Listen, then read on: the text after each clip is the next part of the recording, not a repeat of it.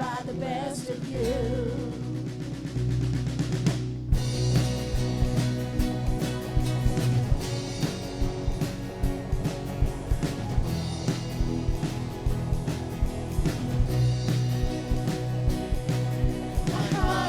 Overtaken, my soul is overwhelmed. The worst of me succeeded by the best of you. My dreams have found their purpose, my future in your hands. This life would have no meaning if it weren't for you. So I lay me down for kingdom come, still all that is within me, 'cause all I want in this world is more of you, and the less of me, it is you, increasing as I fade away, your light for all the world to sing. God, it is you who breaks the chains, it is you who lights the way, and everything I am cries out for you. Lord, make my life transparent, your life in mine displayed.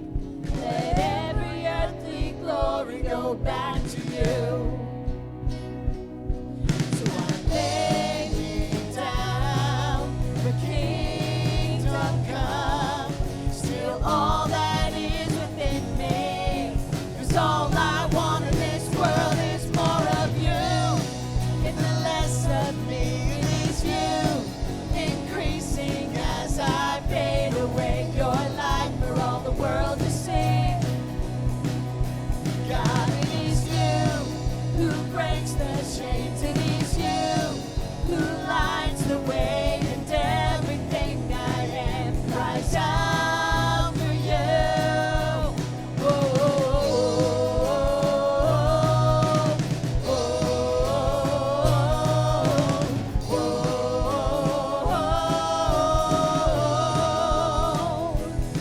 So I lay me down. So I lay me down. So I lay me down for kingdom come, still all that is within me, 'cause all I want in this world is more of you, and the less of me, it is you, increasing as I fade away, your light for all the world to see. God, it is you who breaks the chains, it is you who lights the way, and everything I am cries out for you. Whoa,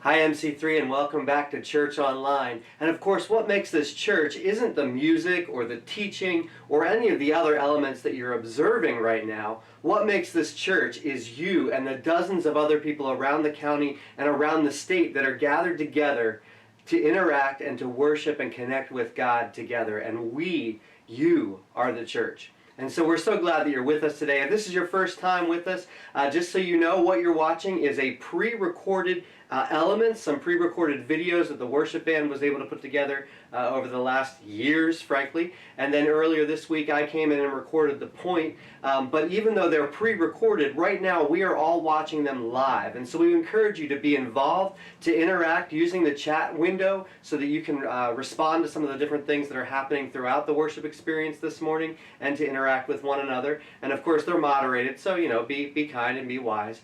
So we're so glad to have you with us today. Just a couple of things to remind you. Obviously we are online, and because of that we've moved some other things online. We've got Ignition Online now, which is our ministry for children from nursery through 5th grade. And if you're not a part of that, please go to mc3church.org/mc3family, and there will be information on how you can be a part of Ignition Online. Also online, we have our Giving Online as well, and if you want to continue to worship and giving that way, you can go to mc3church.org/give and be a part of that also. And just one other note, even though right now our prime groups are on hiatus, we've got the month off, you can still check, and you're encouraged to check in with your prime group leader if you have any needs, or maybe you just want to hear a familiar voice to talk to. All of our leaders are on board with being a part of connecting and following up with the prime groups, so please be sure to connect with them and check in with them if you have any issues, because right now obviously it's hard to stay connected. We don't even see each other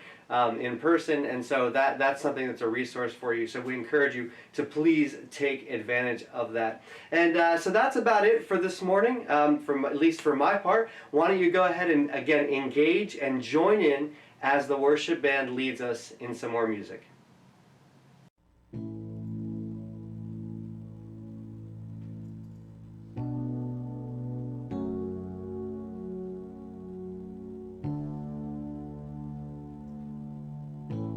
Fear feels bigger than my faith. Struggle steals my breath away. My back's pressed up against the wall, with the weight of my worry stacked up tall. You're strong enough to hold it all. I will cast my cares on you. You're the anchor of my hope, the only one who's in control. I will cast my cares on you. I'll trade the troubles of this world for your peace inside my soul. This was not what I would have chosen, but you see the future no one knows yet. And you're still good when I can't see the working of your hands. You're holding it all. I will cast my cares on you. You're the anchor of my hope, the only one who's in control. I will cast my cares on you. I'll trade the troubles of this world for your peace inside my soul. I'm finding there's freedom when I lay it all on your shoulders. Cast my cares, I will. Cast my cares, I will.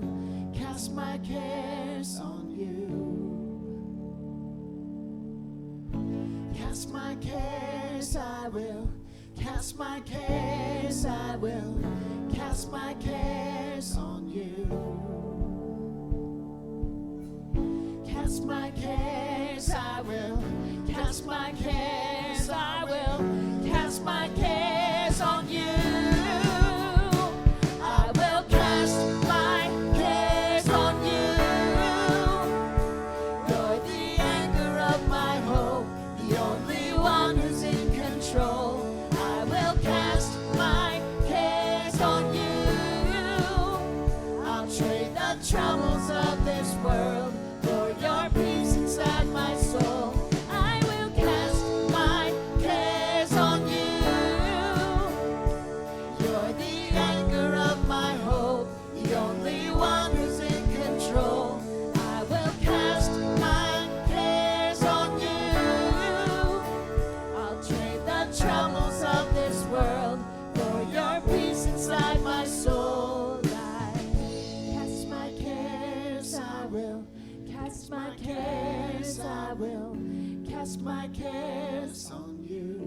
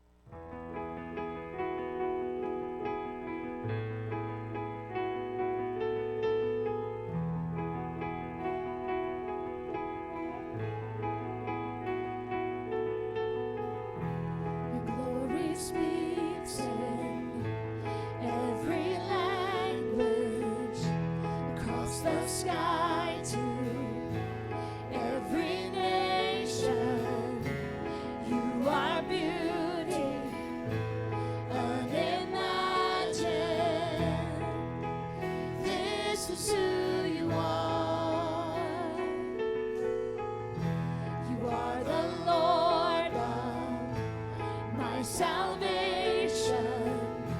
You are the one who lights my way through the dark night. You will lead me. This is who you are. This is who you are. So lift it up,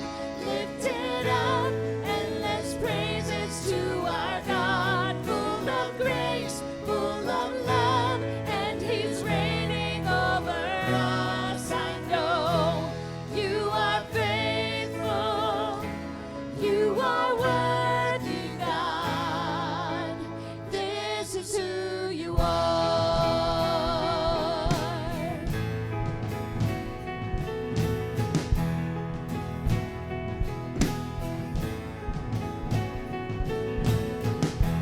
Day and night, the angels sing it.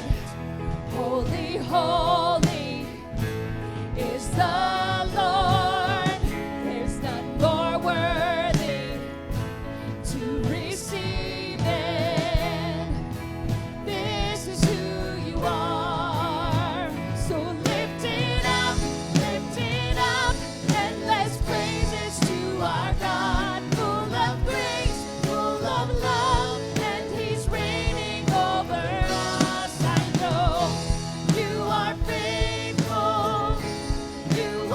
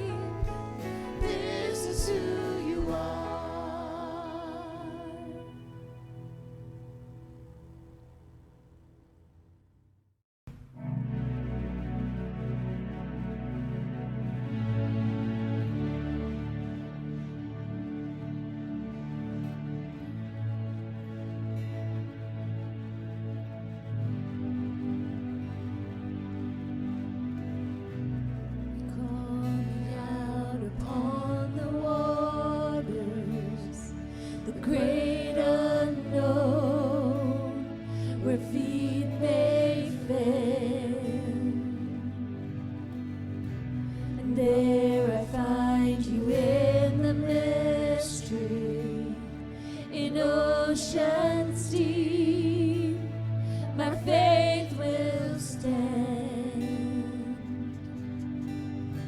And I will call upon your name and keep my eyes above the waves. When oceans rise, my soul will rest in your embrace, for I am yours.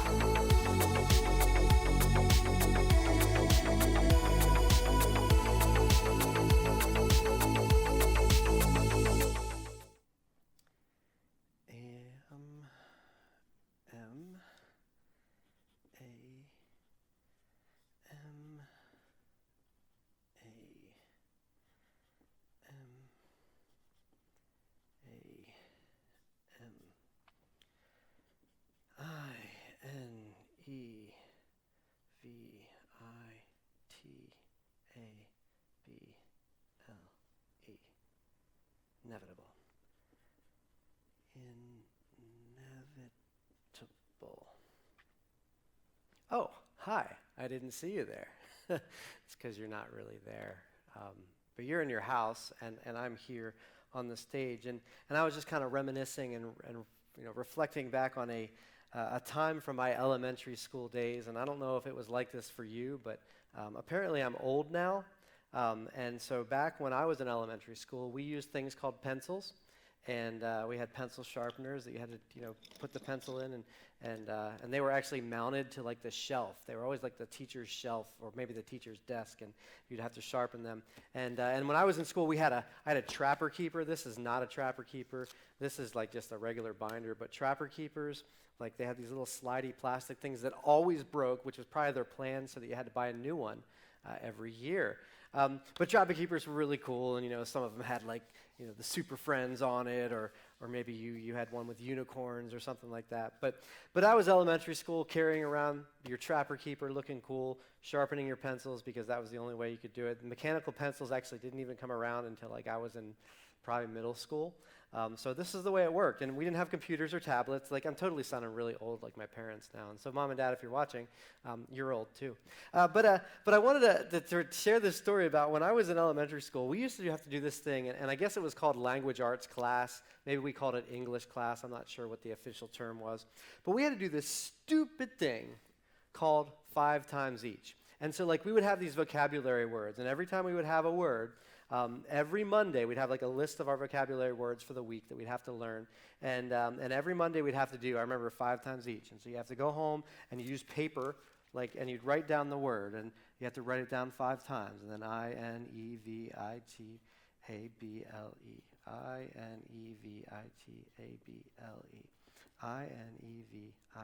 Inevitable. And I hated it. Now I'm old, but look at that. It's still coming back. You probably can't see this because, you're not in front of me right now. But I actually used to have like this callus on my finger from using a pencil. And 5 times each was just so infuriating because it was such a waste of time. I could spell. Why did I have to do this? This doesn't even matter. It's not like I needed to learn how to write on paper. But we had to do it for a reason. And it was really, it actually was a good reason, because there's this idea that the more you do something, the more you learn it. And so if we had to write down the word 5 times each, maybe you would learn how to spell that word. And I learned this particularly when I was I think it was in 3rd grade, or maybe it was 5th grade, where we used to have a school spelling bee. And I was in the school spelling bee almost every year. We would have like little mini spelling bees in our class, and then the winners from each class would compete on stage with an assembly. And I think the way it worked, if I remember, it was 4 of them. There were 4 rounds, and the 3rd round was always parents' night. So that was nighttime, and parents would come, and we would, all parents would watch. And I remember making it to Parents' Night, and I won on Parents' Night, which was awesome, and that was it was great. But then I remember we were on the final day, the final round, and I got up onto the stage, and I don't know if you've ever watched a spelling bee. Like, they're awesome, so I'm cool, you know that. I was in school spelling bee multiple years. I was in the marching band. I mean, like, everything about coolness, I checked all the boxes. So just so you know, and I remember that I was given the word diesel, and I had been, you didn't misspell. If you got to that point, you never misspelled anything. And I remember getting the word diesel, and I was like, diesel. D-E-I-S-E-L.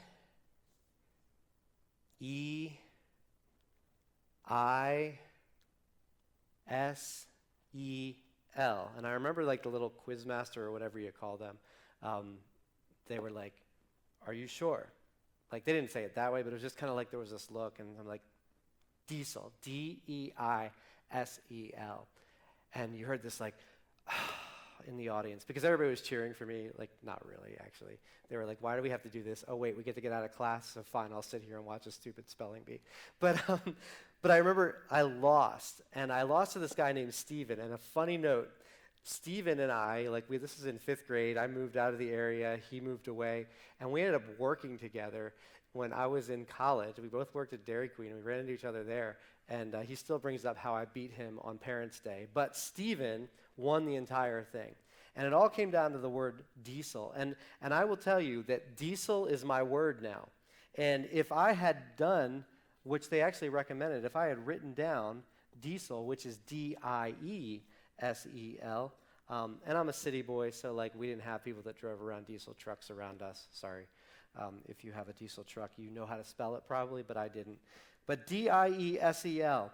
And I learned in that day, in that evening, that school assembly, that crushing defeat to get second place in the spelling bee, that there was actually a purpose to writing things 5 times each. You would write it, and the more you wrote it, the more you would learn how to spell D-I-E-S-E-L. D-I-E-S-E-L. D-I-E-S-E-L. So now you know how to spell diesel. So my question for you, since that you're online now and we've got the chat window that you can comment in, was there a word for you, or maybe like when you were younger, when you were a kid in school, maybe now, is there like a word, like, oh, that word, it always tripped me up, or my teacher used to always make us learn that word or spell it a certain way, or we'd have to come up in front of the class and it was so complicated and I just hated that word, or maybe you missed like your perfect score on an SAT and it all came down to that word. And you're like, yeah, that was it. So is there a word that was your word that threw you off, that maybe if you had done 5 times each, it wouldn't have been a challenge for you? Or maybe there's a story behind it. So write that word in the chat window now.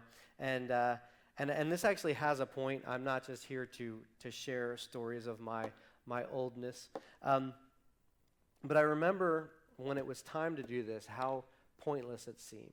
And even, in my later years going into those spelling bees, I did pretty well because I had learned how to spell the words.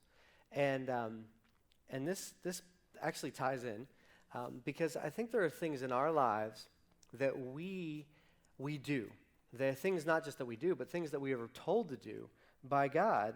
And we might do it and we don't see the reason behind it, or we don't see the purpose, or we don't feel like it's even making a difference. And so I want to talk about that today, because we're in the 3rd week of this series called Unexpected, and this series is all about people that God asked to do unexpected things, and when they did that, when they took this unexpected step of faith, then God would show up in a big way.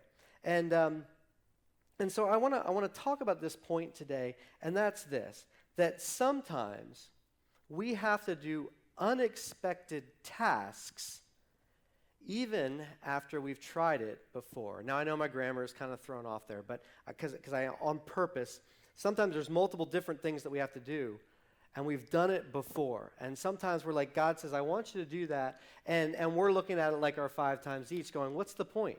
Why? Why would I do this? I haven't seen any responses. I haven't seen any results from this. It doesn't make any sense to me. And I just want to look at this idea of things that God has called us to do, things that we are commanded to do, things that are given to us in His Word, that we sometimes maybe we do it once, maybe we obey, but then we're like, what's the point? And I just want to share a story here that comes from the Bible about how the disciples were asked to do something. And again, if their reaction was, no, I've already done this before, what's the point? They would have missed out on God doing something incredible. And so we're going to kind of bring this back around at the end of the morning. But maybe, just as we begin talking about this, maybe there's something that God has called you to do. Maybe there's something that you were supposed to do, some step of obedience that you were supposed to take, and you've done it, but kind of gave up. You're like, what's the point? What's the use?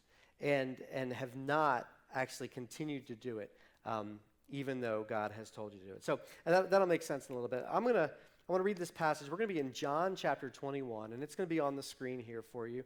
And I'm going to read the whole passage, and then we're going to kind of pull it apart a little bit,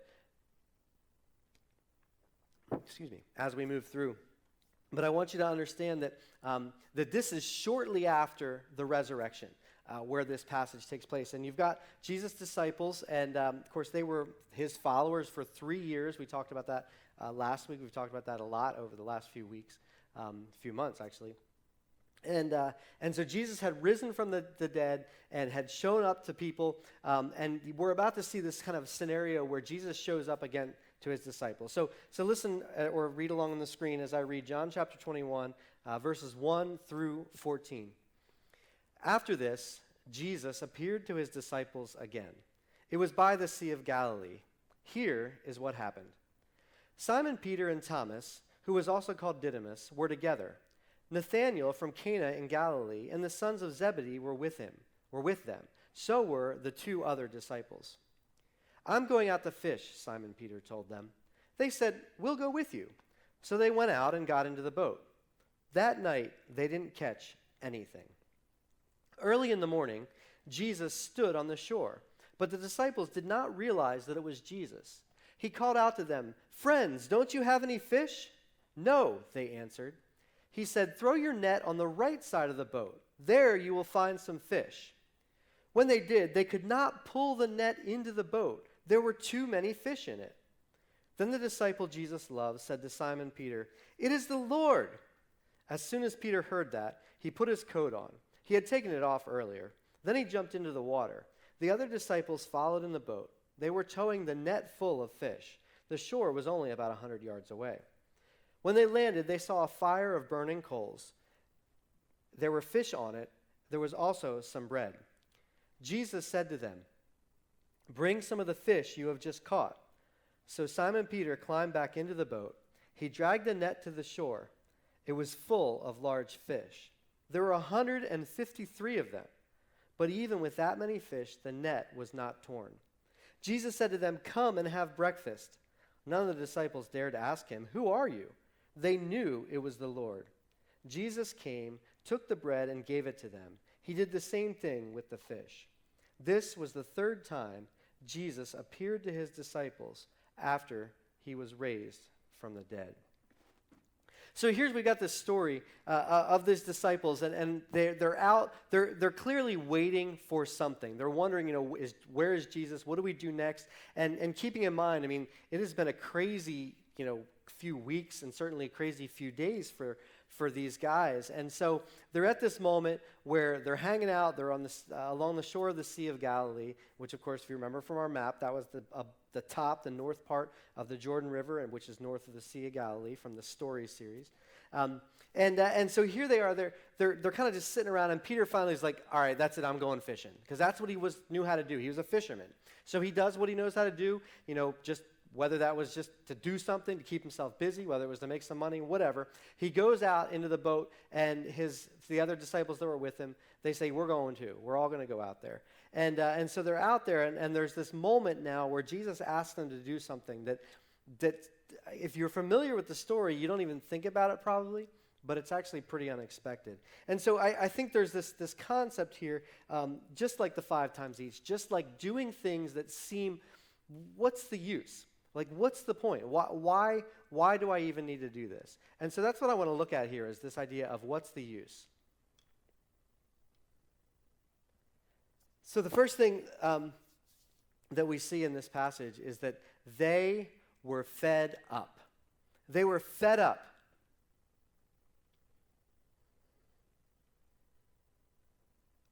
With frustration. They were upset. They were fed up because there was this moment. They're out fishing, and they're really, really upset. And I think there's a point where the disciples were probably going, what's the use? Why are we doing this? What's the point? And again, this will fit here together in a moment. But in verses 3 to 5 in this passage, we see this idea. Again, Simon Peter says, I'm going out to fish, Simon Peter told them. They said, we'll go with you. So they went out and got in the boat. That night, they didn't catch anything. So these guys were fishing all night. They're fishermen. They're a boat full of fishermen. And they didn't catch anything all night. And it's interesting, the Greek word there for anything, it's actually kind of a combination of 2 words. It's a compound word that means not even one. Like it is an extreme word. It's not like, they caught a few. No, they didn't catch anything. They caught nothing. Not even one. And, I don't know what it is that you would consider yourself good at. But for someone that would consider themselves to be a fisherman and not to fish all night and not even catch one fish probably looks pretty bad. And you also need to remember here, as we already read, they're not fishing with a rod and a reel, so it's not like just one at a time. They've got a net. So there should easily be one, if not multiple fish that they're catching. And so they're fishing all night, and they didn't catch anything. And so then the next morning, they're still out on the boat, still out overnight. Early the next morning, Jesus stood on the shore, but the disciples didn't realize that it was Jesus. He called out to them, "Friends, don't you have any fish?" "No," they answered. And I can just kind of imagine this scenario. Again, there's a lot of emotions going on here. There's a lot of uncertainty. They spend 3 years with this man. He dies. He rises again. And now they're sort of like left without a purpose yet. They're not sure what this is going to look like. And again, we know the story of where the disciples go. We know how the church gets started, and we know what John and Peter and Paul, well, Paul wasn't with these guys, but we know where they ended up going and what happened with their story. But at this moment in their story, they're just kind of there. And so they're fishing all night, and some guy shows up on the shore. And the word there that says they didn't realize it was him, it's kind of this, it's a word that is a knowledge. And so it means probably that they couldn't see him. It doesn't seem to be, there's another word that's used for sort of a supernatural kind of thing where it's like they couldn't recognize him. Like he was just far away. They didn't realize it was Jesus. And so they're out there fishing all night, don't know what to do, and they get nothing. And then some jerk has the guts to show up on the shore and go, "Hey guys, did you catch anything?" And actually, even the way it's worded here, "Friends, don't you have any fish?" It's not a, "Hey, what have you caught?" It's a word, it's a phrase that literally means like, "Oh, you've got nothing. I can see you've got nothing," right? And so it's not that it's a taunt, because Jesus is not taunting them. I don't want to imply that. But the phrase isn't just a, "Hey, I'm curious, how's life?" This is a, "I can see that you don't have any fish." And of course, their answer wasn't, "Well, yeah, it was a long night," or, "Oh, we got a couple of them." And if they had, they would have shared that. But they're like, "No." So these guys are clearly like, "We've been fishing all night. We don't have anything." Some guys even kind of not giving us a hard time, but it feels like, "Hey, how's it going? Did you catch anything?" "No, we didn't. Thanks for asking." And so there's this sense of just this frustration of this, I've been doing this thing. We've been doing this all night. We didn't catch anything. We've got a boat full of fishermen here. We got nothing. And then a guy over on shore is like, "Hey, guys, how's it going? Looks like you got some." "No, wait, you didn't, did you?" "No," they answered. And so there's this idea of they were fed up. There was frustration there. And I think this is important because as we talk about what this looks like for us, there are probably moments, and maybe you're in one of those moments right now, where you have been doing what it is that you feel like you were supposed to be doing. And you're fed up because, what's the point? What's the use? I've been doing this all night. I haven't caught a fish. I've been praying about this person all this time, and I haven't seen anything change. I've been trying to do the right thing, and it hasn't made a difference. What's the use? And so there's this sense of frustration. And I want you to understand that even in this situation, these are the followers of Jesus, and they're frustrated. They're fed up because of the lack of results. What's the point? But then the story continues because they didn't give up. And I think this is where we hit the wall. I think that's where we get to that spot where we're like, okay, we know we're supposed to do this. Jesus says I'm supposed to do this. I realize I should respond this way. I should act this way. I should pray this way. I should do this thing. And we do it, and then we're finally like, what's the use? Forget it. No, I'm done. No, but Jesus wants you to do that. The Bible says we should. Yeah, I don't care. I'm done because I'm tired. I'm worn out. I'm fed up. I'm frustrated. And we get to this point of desperation where we're like, I'm done. And the disciples also got to that point, but they didn't give up. And that's, I think, that's the turning point for them, and that's the turning point for us. Are we willing to not give up, to move forward? And so John 21, verse 6, the first part of verse 6, he, being Jesus, says, okay, these guys are fed up. He says, "Throw your net on the right side of the boat. There you will find some fish." So you've got these frustrated guys, these fed up guys, these disappointed guys, and this guy that's on the shore yells out to them and says, "Hey, you haven't caught anything, have you?" Like, "No." And he says, "Oh, I've got an idea. Throw your net on the right side of the boat. Then you're going to find some fish." Now, I need to clarify something. A fishing boat, this was not a giant yacht. This wasn't one of those big fishing things you see on, Deadliest Catch or anything like that.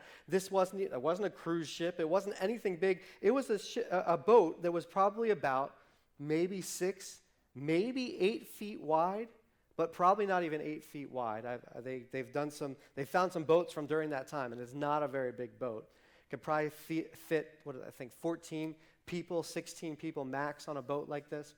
And so it's that wide. And so here's this guy on the shore saying, "You didn't catch anything. Oh, throw your nets on the other side of the boat." And I think for you and me, I'd be like, "Hey, thanks, genius. Appreciate that." Not Jesus. Thanks, genius. I appreciate that. Yeah, I'm sure that over here is where the fish are. Even though we've been out here doing this all night, we need to go to the other side. And I guess that's my left, isn't it? So we need to go over here to this side. Like, I'm sure that's where the fish are. And I think that at this moment, there's this idea of trust. Like, I wonder, and I should have said this earlier, but earlier in Luke chapter 5, there was another story similar to this when Jesus first called his disciples. So like about 3 years earlier, he tells them to take their nets out into deeper water, and they were able to catch so many fish that the nets started ripping. And so I wonder here if they couldn't recognize him, but they maybe understood his voice, and they're like, "Wait, maybe that is Jesus." And that's why they took this step of faith, because then they actually put their nets on the other side of the boat, onto the right side of the boat, into the right. I can do this. Into the water on the right side of the boat. And again, this idea of here's some fed up people, desperate, been fishing all night. Someone says, "Have you caught anything?" No. He says, "Okay, put your nets on the other side of the boat." I'm sure that's gonna solve everything. And again, I think for you and me, we're probably like, "No, thanks, man." Like, I'm sure that over here the fish are here, but they're not over here, and they're suddenly gonna. No, I'm done. That's pointless. I'm not going to do my 5 times each anymore. There's really no reason for this. But unlike us, unlike that response, in this instance, they didn't give up, which then led to the third thing, which ties into this whole series. They didn't give up, so then God showed up. So God showed up. And at this point, Jesus is identified clearly as who he is, because when they say, "Okay, this doesn't make any sense, this is unexpected, you think it makes more sense for me to put my net on that side, fine, I'll do it." And when they did, God showed up. And they were able to see and realize that it was Jesus. And so that's where the passage goes on here in the second part of verse 6. It says, when they did, so they did it, they put the nets on the other side of the boat. They could not pull the net into the boat. There were too many fish in it. Then the disciple Jesus loved, which is how John referred to himself in the book. He's humble. Then the disciple Jesus loved said to Simon Peter, "It is the Lord." And then the passage goes on there, and it says that Peter realizes that was actually Jesus on the shore. He jumps out, and the words there, the Greek word actually, it sounds weird. Like, why is the dude putting on a coat to go swimming? That seems kind of dangerous. But the idea seems to be, and it's hard to translate, but that maybe he was just wearing an outer cloak, and he just tied it up because he was kind of naked underneath, and so he just didn't want to take that off and jump into the ocean or into the sea, but he kind of tied it up and then jumped in and goes up to the shore. And of course, there's a fire there. Jesus has got breakfast ready, fish and bread. That's probably, I guess, but fish and bread sounds pretty good. A little bit better than what Bear Grylls usually eats for breakfast, so that's pretty good. And Jesus says, "Go ahead and get the fish." And so then Simon Peter, continuing at verse 11, so Simon Peter climbed back into the boat. He dragged the net to shore. It was full of large fish. There were 153 of them. But even with that many fish, the net was not torn. And so this idea that it wasn't just there were some fish. There was 153 of them, to the point where the guys were like, this is insane, let's count them. And it just adds to the reality of this moment that this is not just and there were a couple more fish. No, there were 153. That's a real number. This was a real thing because God showed up in this instance when they decided to step out in faith, when they decided to say, okay, maybe they recognize Jesus. Because again, to me, it doesn't seem like why would they just randomly follow some guy's commands, some guy's instructions from the shore to throw the net on the other side. So I'm thinking that they might have remembered what happened with Jesus 3 years earlier, and then that could have been him. Maybe they recognized his voice. We don't really know, but we do know that they obeyed. And they put the net into the water, and then there were so many fish that they couldn't even pull it into the boat because they had stepped out in faith and did an unexpected thing, even though they tried it before. And then God showed up. And there was this sense of this idea of identification where they're like, whoa, that is Jesus. And we'll get into this in a minute, but I think sometimes we're on these spots, we're in these moments of, I'm tired of doing the right thing. I'm tired of doing what God told me to do. I'm tired of praying. I'm tired of whatever. And we get to this spot where we're ready to just give up. And we might be just that close to seeing God do something incredible. And when we take that step and say, okay, it doesn't make any sense. I've tried it before, but all right, God, I'm going to trust you. We go to the right side, and suddenly everybody's like, look what Jesus did. Look how incredible God is. And that's that moment that we need to realize that some of these things that we are doing, and even though it seems like, what's the use? Maybe God is about to show up. And maybe we need just to have that faith, even though it doesn't make sense. Sometimes we have to do those unexpected tasks, even after we've tried it before. And for these guys, again, there was an unexpected task. There was put your net on that side. And again, if you grew up in church, if you've heard the story, just think about how crazy this is. I'm not a fisherman. I've gone fishing. I actually have done that one in my life before I was old enough to need a license, so if that means anything. And I remember, when you catch fish, they swim. They swim around. It's not like they're all in one little area. But they did this task, and when they did, God showed up. And so I want to chew on this idea. I want you to chew on this idea because I wonder, do you need to throw your net on the right side? And obviously, I'm not talking about the actual net, but is there something in your life that it's time for you to go, I've tried it before. No, I'm not going to do it. I'm done. I quit. I'm tired of it. What's the use? And Jesus says, just try me one more time. Put your net on the right side of the boat. And is there something that you need to do to throw your net on the right side of the boat? Excuse me. Maybe it's time to try again. Is there something where you need to try again?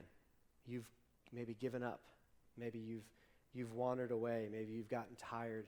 Maybe you've and I don't mean this in you don't care, but just there's a point of exhaustion. There's a point of being frustrated and being fed up and being so just worn out. You're like, I don't want to do this anymore. I don't see any reason in doing this anymore. But I just want to say that maybe today is the time that you do throw the net on the right side of the boat. Maybe it is time to try again. So do you need is it time to try again in obedience?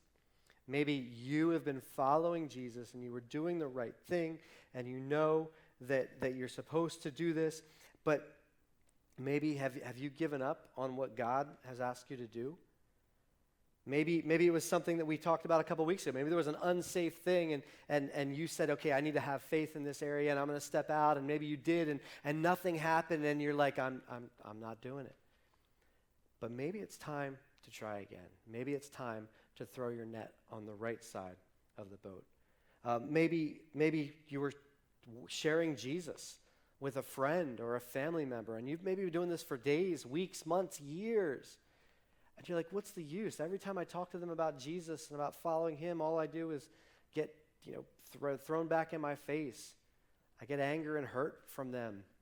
And you're like, what's the point? But maybe it's time to try again. Maybe it's time to throw your net on the right side of the boat. Maybe there's just doing the right thing. Maybe you've been that person, whether it's at your work, maybe at school.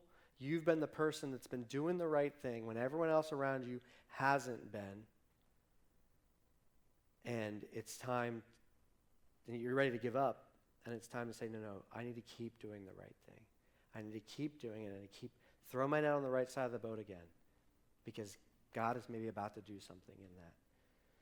And in Galatians chapter 6, Paul writes this to the church in Galatia. In chapter 6, verse 9, he has this just very simple statement. He says, let us not become weary in doing good, for at the proper time we will reap a harvest if we do not give up. And then, so he says here that, let's not become weary in doing the right thing. Don't give up. He says, don't give up in doing the right thing, because at the proper time, there will be a harvest. At the proper time, when God is ready, you're going to see the results. And I think that's the challenge, is that we're kind of like, we're doing the right thing, nothing's happening, and we're like, what's the point? What's the use? And Paul reminds the church in Galatia, don't give up, because when the time is right, and that might not be our time, but when the time is right, we're going to see a harvest. We're going to see the results no matter what we do. And then in 1 Corinthians 15:58, Paul writes, so my dear brothers and sisters, be strong and immovable. Always work enthusiastically for the Lord, for you know that nothing you do for the Lord is ever useless. See, Paul's writing to the church in Corinth, the same kind of thing. He just actually finished talking about the resurrection and how Jesus is alive and how he's conquered sin. And he ends it with this statement. He says, so my dear brothers and sisters, be strong and immovable. Always work enthusiastically for the Lord, for you know that nothing you do for the Lord is ever useless. Nothing that we do is useless. And so maybe for you, you're at that spot where you're like, I've been trying this. What's the point? I've been talking to them about Jesus. What's the point? I've been trying to do the right thing, and it doesn't seem like I'm getting anywhere, and everybody makes fun of me, or I'm whatever. And Paul just reminds them, look, nothing that you do is ever useless. Just remember that. And so maybe for you, it's time to try again in obedience. It's time to just say, you were ready to give up, and no, now I'm throwing my net on the right, even though it doesn't seem to make sense, even though I've tried it before, and what's the point? But maybe you just need to take that step, because when we do the right thing, there's always going to be a harvest in God's time, and nothing that we do for Jesus is useless. Nothing is useless. So keep at it. It's time. Throw your net out to the right side. Don't give up. Maybe it's time to try again in prayer. Maybe you've given up praying for something because what's the use? I've been praying for them and they haven't changed. I've been praying for them to get better and they haven't gotten better. I've been praying for my marriage and my marriage hasn't improved. And we have this idea of, like, what's the point? What's the use? And we did a whole series called Wireless about prayer a number of years ago. And in that series, we talked about prayer. It's all in God's timing. It's all about how God wants to work it out. But we're supposed to keep at it. And in Luke chapter 18, Jesus shares this parable in 18 verses 1 to 7. It says, one day Jesus told his disciples a story to show that they should always pray and never give up. The story goes, there was a judge in a certain city, he said, who neither feared God nor cared about people. A widow of that city came to him repeatedly saying, give me justice in this dispute with my enemy. But the judge ignored her for a while. But finally he came to himself and said to himself, I don't fear God or care about people, but this woman is driving me crazy. I'm going to see that she gets justice because she is wearing me out with her constant requests. Then the Lord said, "Learn a lesson from this unjust judge. Even he rendered a just decision in the end. So don't you think that God will surely give justice to his chosen people who cry out to him day and night? Will he keep putting them off?" And so in this parable, and I remember learning this when I was younger, reading this thinking like, wow, so Jesus is the unjust judge? Like God is unjust? Like, no, that's not the point. When Jesus was telling this story, he says, look, here's a guy that doesn't even care about God, doesn't even care about doing right. And when this woman is constantly coming to him, he's like, okay, fine, I'll give in. And Jesus' point is that when we come to God in prayer, God isn't unjust. God is loving. God cares. And so if this unjust judge will respond that way, think about how a loving God is going to respond to our needs, to our prayer, to our coming to him. And so Jesus says, don't give up. And maybe for you, it's time to try again in prayer. And again, that doesn't mean it's always going to turn out. It doesn't mean just because we pray, we're always going to get what we want. It doesn't mean it's going to work out the way that we hope, because sometimes the way it works out is actually better, even though than what we hope. But we just need to trust God on that. But maybe for you, you need to try again in prayer. You need to throw your net on the right side of the boat. You're like, I've been doing this. I'm done. I've quit. I'm tired of praying about it. And Jesus says, look, throw your net on the right side. Just try it one more time. Just keep at it. Because this time might be the moment that God shows up in an incredible way. And the third thing, maybe you need to throw your net on the right side of the boat. Maybe it's time to try again after failure. Is it time to try again after failure? Have you given up on yourself because you made a mistake? Or you fell into a sinful habit? Or you've gotten to a spot where you're like, I messed that up and I'm done. I've walked away. There's no way I can come back. And again, maybe you've gone, well, I've done this thing and I've messed up. Now it's too late. And I want you to know that your failures are not final. And maybe Jesus says, no, throw your net on the other side. Just try it again. Just come, try it one more time. And you might see God show up in an incredible way. And this story here is from John chapter 21, where we were just reading.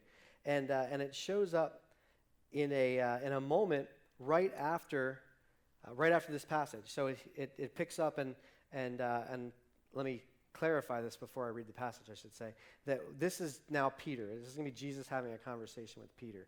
And if you know anything about Peter, Peter was a guy that messed up.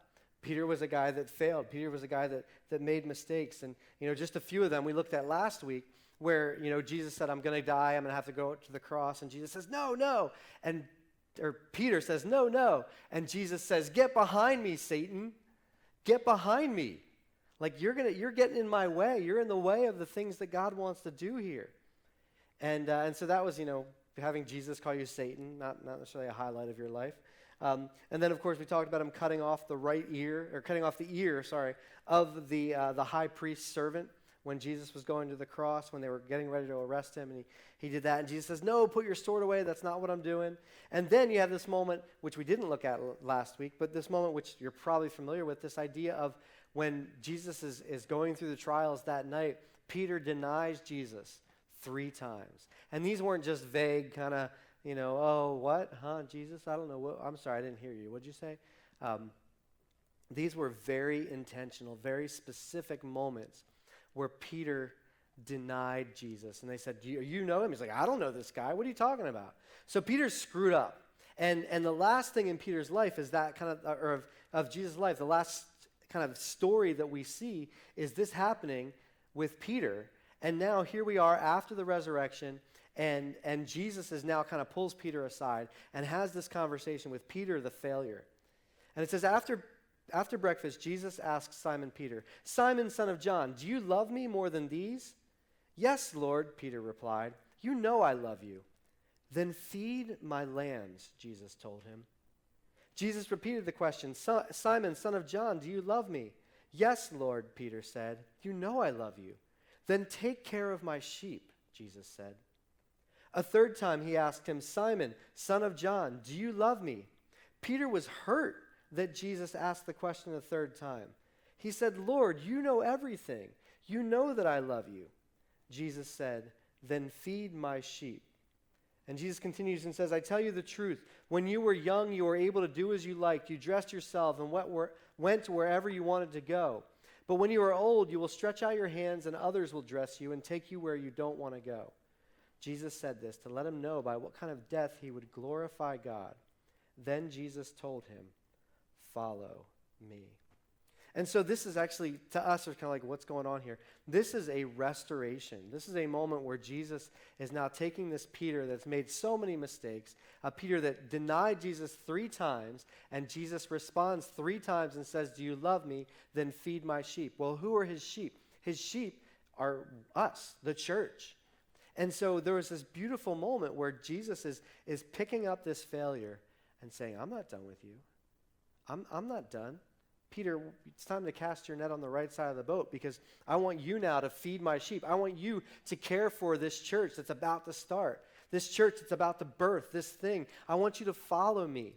And then, of course, as we looked at last week in Acts chapter 2, Peter's the one that stands up to the crowds and eventually shares the whole story of Jesus, and 3,000 people follow Jesus that moment. And he continues on through the book of Acts, starting and planting and helping to build the church that Jesus started. And, or I should say that Jesus is the foundation of. And so here you have this failure, and Jesus says, "No, I'm not done with you. It's time to try again. It's time to throw your net on the other side of the boat." And maybe that's you. Maybe you're the failure. Maybe you're the Peter that says, "I screwed up this time. I messed this up. There's no way I can turn back." And I want you to know that Jesus is saying, throw your net on the other side of the boat. Throw your net on the right side. Like, I'm not done with you.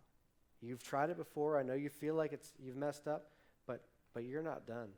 And Peter, I mean, I'm telling you, like, to have Jesus call you Satan, just to straight up, like, literally in the moment, Jesus is there denying him 3 times, but then to have Jesus in person say, "No, look, I want you to care for, I want you to feed these sheep because I am the great shepherd, and you are going to be feeding my sheep and taking care of them. And maybe you need to take that step. You need to try again after failure." And then the fourth thing here, maybe it's time to try again with Jesus. Maybe just in a big picture, you've given up on Jesus. Maybe, you used to, I don't know, maybe you're watching this online because your friend told you to, or because you're trapped in your house with someone that makes you watch it. I don't know. But maybe that's you. Maybe you've given up on Jesus. Like, what's the use? I tried this Jesus thing. I tried the church thing. And maybe you felt like he let you down. Maybe something didn't turn out the way you thought it would, or maybe it was harder than you expected, or maybe you were told one thing as a child and shown this is what church and following Jesus is supposed to look like, but as you got older, it didn't always turn out so perfect. Maybe you were hurt by people who called themselves Christians. And you're like, I don't want anything to do with those people. I don't want anything to do with that Jesus. Maybe that's where you were. Maybe you grew up in something like that. Maybe just in your interactions, you've seen, like, I don't want any of that Jesus. Maybe you've stopped following Jesus and you for whatever reason, just kind of drifted away, and you're sure that he would never want you back, not after what you've done.